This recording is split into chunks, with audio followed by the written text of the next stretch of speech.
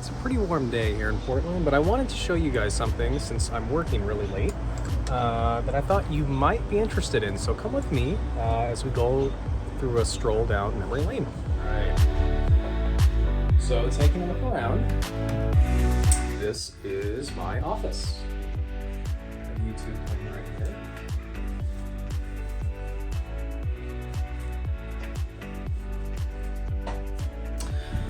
Okay, so I thought it might be interesting to take a stroll down memory lane, and in doing so, via my window stickers. As a lot of you know, I collect and keep my window stickers and I frame them all.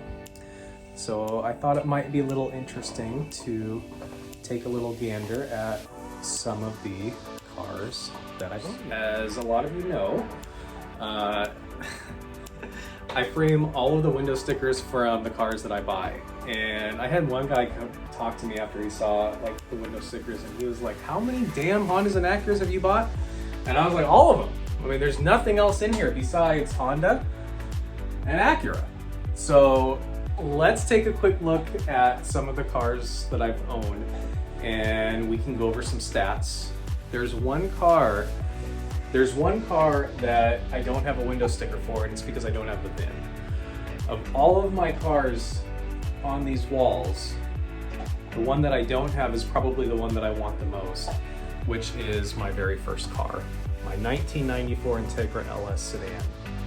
And I'm bummed that I don't have the VIN. But for the ones that I do have, let's take a look. Let's start over here, just for funsies. So here was my original dream car, my 2002 Acura NSX. So this came in Long Beach Blue Pearl with vivid blue interior. We had an MSRP of right around $89,000.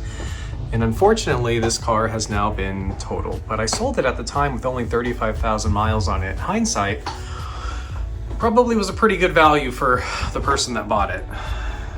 Here's my 1996 Acura Integra LS. This was a daily driver that I restored after a friend took it over. Here's another one of my pride and joys, my 1999 Civic Si EM1 in Electron Blue Pearl. This one actually came out of Seattle. Yes, my first birthday car ever. This 2013 TSX Special Edition was purchased on my birthday here in Portland. And then we have the wall of Civic SIs, starting with the, well, I guess technically we started with this one, right? But the 2006 FG2 in, I think, Fiji Blue Pearl, right? Yeah, Fiji Blue Pearl. And then ended up getting the 2012 SI, the FG4, and put the HPD body kit on it. Moving on up, the turboed 2017, followed by the 2019 in the G and Blue, which was a gorgeous car. Great MPG. Look at those MPGs.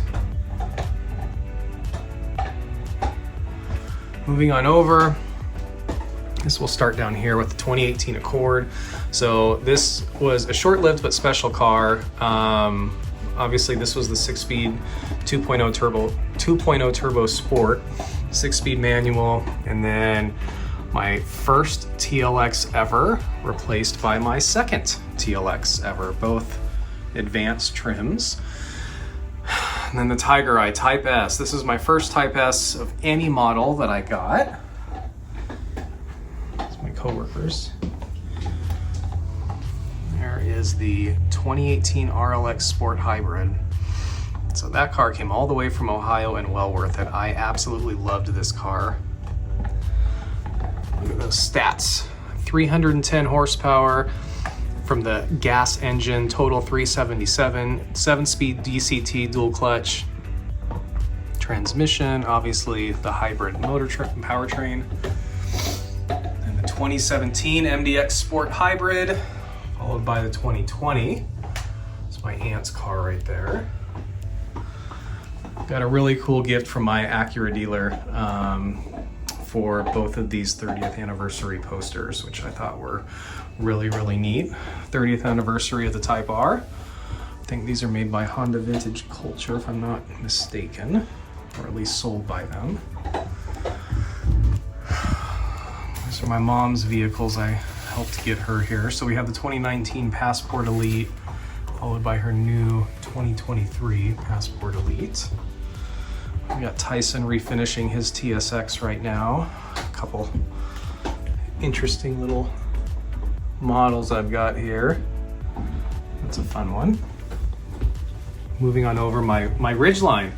Never thought I would get a truck in my whole life, and somebody thought it would be a great idea to see me in a truck, and lo and behold, I got in a truck, and then another one, and then another one. So interestingly enough, I really loved the platform. In 2020, they transitioned to that ZF9 speed.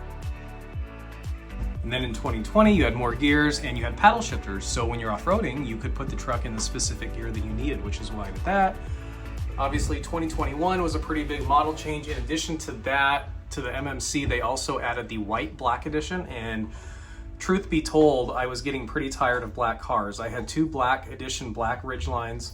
I had the black TLX, the 2016, and I also had the black 2018 RLX Sport Hybrid. So I was ready for a change.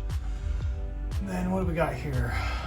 The amazing 2007 Fit, followed by another daily driver, this 2014 Civic EX 5-speed manual. Obviously got great MPG as well. And then we'll take a look at the S2000s here. So my first S2000 was this Laguna Blue Pearl, bought used in Seattle. Fell in love with it. Ended up getting the car that really changed my Honda and Acura career path, this 2008 S2000 CR in beautiful Apex Blue Pearl. So this is the OG Apex Blue, not the Acura Apex Blue. And then most recently, I was lucky enough to hop into a 2008 Grand Prix White S2000.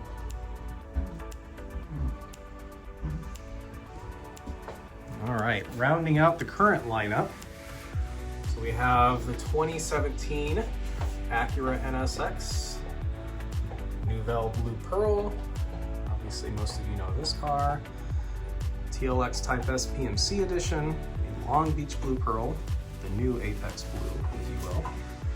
And then the 2023 Honda Pilot in diffused sky blue. Obviously, I keep a lot of records, right? So with that, I also have a profit and loss spreadsheet with a lot of data on the cars that I've owned, their residual value, how much I sold it for, etc. for the vehicles that I have sold. What's interesting is that the 30 cars, my total MSRP of all those cars I've owned is $1,177,000. So I've bought over $1 million in Hondas and Acuras, and of that, 12 have been brand new. 14 have been brand new. So definitely a pretty big brand supporter. So not including the current cars that I own right now, my total purchase price is roughly $658,000, and I've sold $664,000 in cars. So of all the cars I've bought and sold, I'm technically ahead by 0.09%, and cars are a depreciating asset. Everybody that owns cars knows that. I think I've done pretty well. Obviously, a lot of passion has gone into these things, and I really have enjoyed each and every one for different reasons. So hopefully you've enjoyed the video and kind of look back, I guess, at Honda and Acura history, because I've been fortunate enough to be a part of it.